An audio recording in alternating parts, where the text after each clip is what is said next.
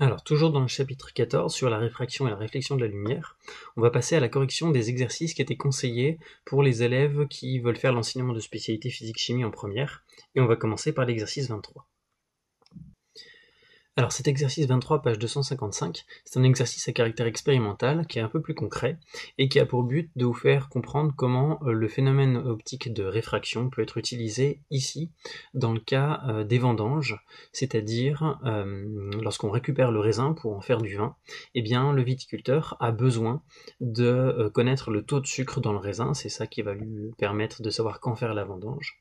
Et donc on vous explique dans le document A sur quoi se base cette méthode. Les compétences qui vont être travaillées dans cet exercice, eh bien, ça va être d'identifier des paramètres physiques qui influencent un phénomène, ici la réfraction, et puis d'exploiter les informations qui sont données, et surtout de tracer un graphique. On va construire une courbe d'étalonnage, et on va voir comment, avec cette courbe d'étalonnage, on peut déterminer un paramètre utile, un paramètre intéressant. Et notamment, une des compétences que l'on va travailler ici, c'est construire un graphique avec un logiciel tableur, comme par exemple OpenOffice Calc ou Excel, que je vais vous montrer dans la question 2. Alors, si on présente rapidement les documents, dans le document A, on vous explique que pour réaliser les vendanges, un viticulteur vérifie d'abord le taux de sucre dans le jus de raisin et qu'il le mesure grâce à l'indice de réfraction du jus. D'accord ? Donc le taux de sucre, ça sera une donnée importante ici, qui est liée à l'indice de réfraction du jus, et on vous dit que pour être vendangé, le raisin doit contenir 21,5% de sucre, donc ici ça sera une donnée qui sera exploitée à la fin. Vous avez en dessous un tableau qui vous donne l'évolution de l'indice optique du jus en fonction du taux de sucre. Donc en fonction de la concentration massique ou du pourcentage massique en sucre. Dans le document B, on vous explique comment est effectuée la mesure. On parle d'une mesure effectuée en incidence rasante, okay, et en fonction de la valeur de l'indice optique du jus de raisin, eh bien le rayon réfracté qui va ressortir, passer dans le prisme en verre, eh bien aura un angle qui peut varier et qui dépend de l'indice optique du jus de raisin. Donc cette méthode-là va nous permettre de déterminer l'indice optique du jus de raisin. Alors, passons à la première question. On nous demande quelle caractéristique du jus de raisin modifie son indice de réfraction. Alors pour ça, il faut revenir à ce tableau qui est là. On voit que, en fonction du pourcentage de sucre, du pourcentage massique de sucre dans le jus, eh bien l'indice varie. Donc d'après ce tableau, c'est la concentration en sucre, ou taux en sucre, du jus de raisin qui influe sur la valeur de l'indice de réfraction du jus. Plus précisément, quand le taux en sucre augmente, on voit que l'indice de réfraction du jus augmente. Donc c'est cet effet-là qu'on va utiliser ensuite pour déterminer le taux en sucre en mesurant l'indice optique. On peut maintenant passer à la question 2. Dans la question 2, on nous demande de construire la représentation graphique donnant l'indice de réfraction du jus sucré en fonction du pourcentage du sucre. Donc là, ce qu'on va devoir tracer, c'est un graphique, d'accord ? Sur l'axe des X, on aura le taux de sucre, et sur l'axe des Y, l'indice. Et pour ça, il faut simplement exploiter les données qui sont dans le tableau ici. D'accord ? Alors, je vais le faire, vous pouvez le tracer sur une feuille de papier millimétré, moi je vais le faire à l'aide d'un tableur. Le tableur que je vais utiliser ici, c'est le logiciel OpenOffice Calc, qui est un logiciel gratuit, mais vous pouvez faire ça avec Excel. Alors, je vais recopier mon tableau de données. J'ai le pourcentage de sucre, ici, que je vais noter, et pourcentage, donc le taux de sucre, ou la concentration massique en sucre. Voilà. Et en dessous, l'indice de réfraction. Et puis je vais noter les valeurs. Alors c'est l'occasion de vous montrer une petite astuce. On voit que les valeurs du taux de sucre augmentent de 5 en 5. Donc vous pouvez noter 0 et 5, les deux premières valeurs, puis si vous cliquez dans l'angle en bas et que vous étirez ici, eh bien il va généraliser les valeurs. Et en fait, alors je refais, hop, je clique là-dessus, et il me remplit pour chaque case des valeurs qui augmentent de 5 en 5. Par contre, pour l'indice optique, je suis obligé de rentrer les valeurs à la main. Donc 1,330, ensuite 1,337, et ainsi de suite, jusqu'à remplir entièrement tout le tableau avec les données. L'intérêt, c'est que je vais pouvoir facilement tracer un graphique grâce ici à l'outil graphique. Donc je clique dessus, et j'ai une fenêtre qui apparaît, je vais choisir XY dispersion, mes données sont en ligne, donc série de données en ligne, et ensuite je vais pouvoir donner un titre et à mes axes et à mon graphique. Donc je représente l'indice de réfraction, qui est sans unité, en fonction du taux de sucre. Et j'obtiens alors le graphique suivant. Donc je vois que les points sont à peu près alignés.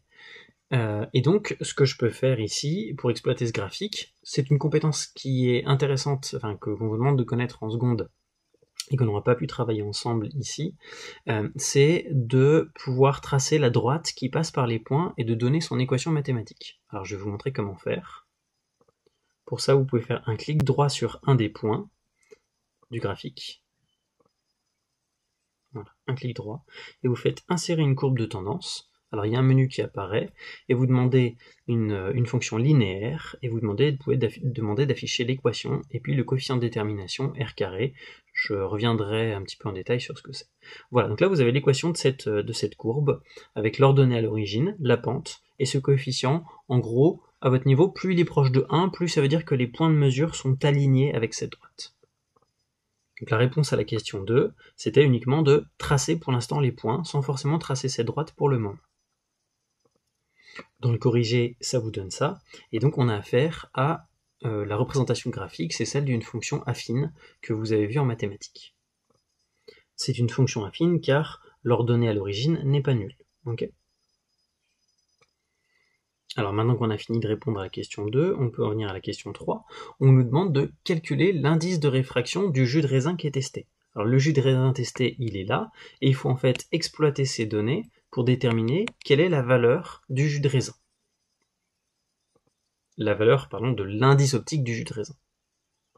Alors, on va structurer notre réponse. Okay. Ce qu'on cherche ici, c'est l'indice optique N1. Donc première étape de ma réponse, je dis ce que je cherche l'indice optique N1. Deuxième étape, pour déterminer N1, je vais appliquer la loi de Snell-Descartes pour la réfraction, puisque j'ai le phénomène de réfraction ici qui se produit.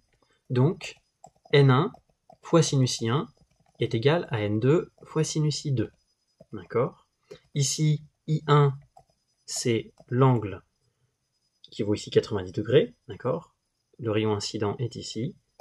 Et I2, c'est l'angle ici, d'accord ? Donc ensuite, j'ai plus qu'à isoler N1, et j'obtiens donc l'expression de N1 égale à N2 fois sinus I2 sur sinus I1. Pour ce qui est de mes données, j'ai donc l'indice optique, les deux angles. Dans chacun des cas, vous voyez, j'ai 4 chiffres significatifs. D'accord ?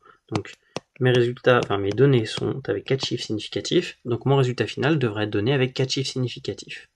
Et je peux passer à l'application numérique, dernière étape de mon raisonnement. Donc pour l'application numérique, je vais pouvoir écrire que N1 est égal à ça, je fais le calcul et je trouve 1,35678. Et si je garde seulement les 4 premiers chiffres significatifs, je vais devoir arrondir ici, et mon résultat final s'écrira donc 1,358. Donc c'est la valeur de l'indice optique du jus de raisin. Donc on a répondu à la question 3, et enfin, il ne nous reste plus qu'à répondre à la dernière question. On nous demande, est-ce que le raisin est suffisamment mûr pour être vendangé ou pas? C'est ça qui intéresse le viticulteur, d'accord? Donc il faut exploiter la donnée précédente, et en fait, pour répondre à cette question 4, il va falloir utiliser le graphique qu'on a construit précédemment. Alors je reprends ce graphique, j'ai juste adapté l'échelle, et donc je vais mettre mon graphique ici.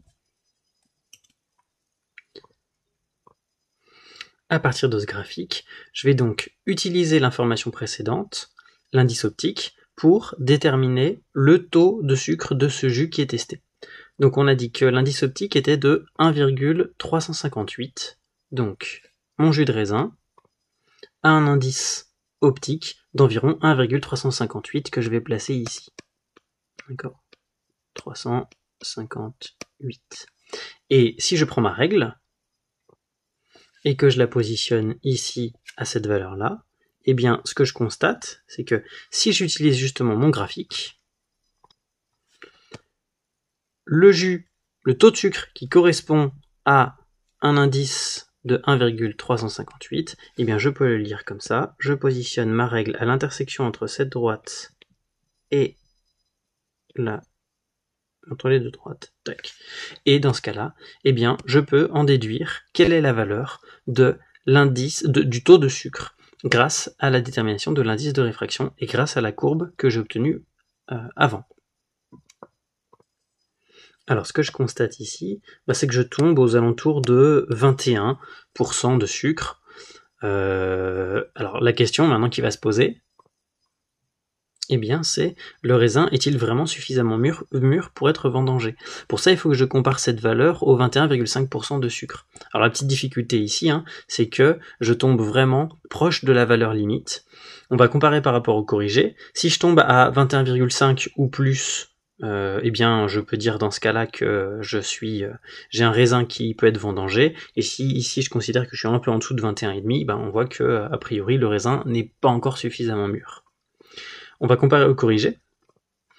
Vous voyez dans le livre, ils ont à peu près le même graphique, 1,358, et ils vont faire la lecture ici. Alors vous voyez, pour eux, ils considèrent qu'ils arrivent sur un pourcentage de sucre de 20. Si on veut être un petit peu plus exact, vous voyez que normalement ils auraient dû arriver jusqu'ici et aller un petit peu plus loin. Alors ils ont fait ça simplement justement pour éviter cette discussion d'être trop proche du 21,5. Donc si je considère que dans le corrigé du livre ils ont juste, la courbe d'étalonnage que j'utilise avant me dit que ce raisin a un taux de sucre de 20%, et dans ce cas-là, vu que le pourcentage est inférieur à 21,5, alors la vendange, eh bien, il faut attendre encore un petit peu pour la faire, d'accord? Dans mon exploitation à moi, je tombe quasiment sur 21,5, donc dans ce cas-là, la conclusion, ce serait plutôt que oui, on peut réaliser la vendange.